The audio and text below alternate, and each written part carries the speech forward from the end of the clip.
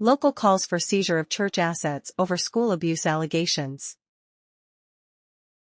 Calls have been made from Sligo for church assets to be seized and be put towards a redress scheme for the survivors of reported historic sexual abuse at a number of religious schools.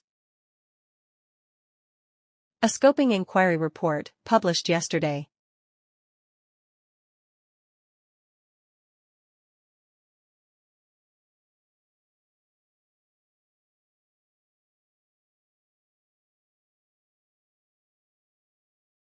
Local people before Profit councillor Gino O'Boyle isn't convinced that justice will be served for what happened.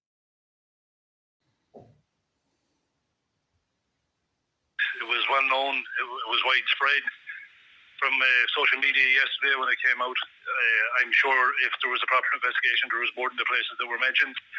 I think it's absolutely disgraceful what has happened. We've seen with the mother and baby homes, orphanages and schools, this was all linked. There's a lot of violence, a lot of abuse, and as some of them had said, their childhood stops when the abuse started. And the same thing is going to happen now, happen with the mother and baby homes and the orphanages is going to be covered up. Like the Ryan report, which was put away for 25 years or 75 years, and we had the mother and baby homes signed away last year for 30 years. Absolutely disgraceful what's going on, especially to innocent children at the time, where they were being physically and sexually abused by teachers, by parents who knew that this was happening. It's absolutely shocking. And to think that there'll be a few pounds given out here and there. People are after going through serious trauma and suffered a lot, and it's going to be the same thing that they're going to have to relive. Now, over half the people who were accused of doing this are passed away.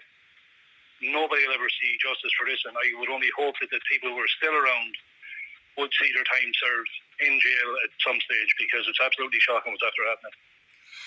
There's a number of groups calling for a redress scheme to be set up. You'd be obviously in agreement with those calls. You'd be in agreement with a redress scheme, but you just have to look at what's happening with the mother and baby homes. None of the religious orders are paying up. So how can they expect anything else? Same religious orders that ran the schools, they're not going to pay up, and the government are going to have to pay up. It's time that people in government, now they'll get away with an excuse because there's an election coming up, it's time to seize church assets and pay redress for people in orphanages, in mother and baby homes, and now survivors of abuse in schools.